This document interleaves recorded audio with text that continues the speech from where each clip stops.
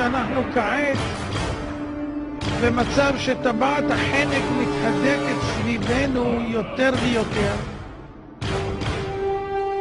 והמדינות מסביבנו שואפות כאילו לדמוקרטיה, שבעצם ברור שהן לא שואפות אלא רק לשחרור מיד הרודנים הנוכחיים, אבל מיד לאחר מכן מי יעלה יותר טוב. הרי גם אלה שבאו החליפו אחרים שהיו עריצים. סאדאת החליף את נאצר ומובארק החליף את סאדאת, אבל כל אחד נתקע כמה שיותר. שם חיסלו את שניהם, אז הם לא נשארו הרבה זמן. אבל פה שלא חיסלו, נשארו הרבה זמן, אף אחד לא מתכוון, והם התכוונו גם להעביר את זה לילדים. בצורו של דבר, מה שמתברר יהודים יותר, שהמצב מסביבנו רועש ורועש. אם חשבתם שזה מהפכות, שהמהפכות הן רק בתוך המדינות האלה, ואנחנו מסתכלים מן הצד, אז תראו לכם שאם השלטונות יתחלפו ויהיו אסלאמיסטים, אנחנו נהיה בבעיה רצינית.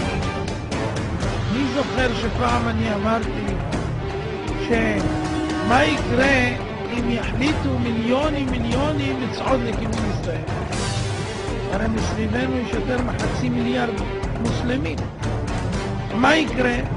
הנה אתם רואים, קשה מאוד לבלוע, אפילו 500 מיליון שהולכים בדרך, קשה לצבא אפילו לעצור אותו. מה יקרה? כך שאלתי הרבה שנים. מה קרה? עכשיו הייתה הפגנה של 2 מיליון במצרים. ומה אמרו 2 מיליון?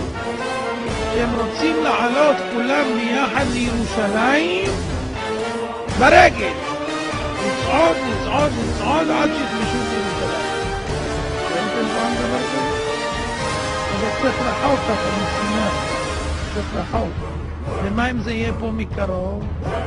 מהגדה והלאה? מה יקרה? בואו נראה איך זה נראה. בבקשה.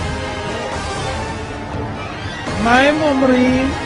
מוות לישראל, מוות לישראל, על מות לישראל, על מות לישראל. ומה הם אומרים אחר כך? לעלות ולכבוש את ירושלים. תודה. אז זה פתיח.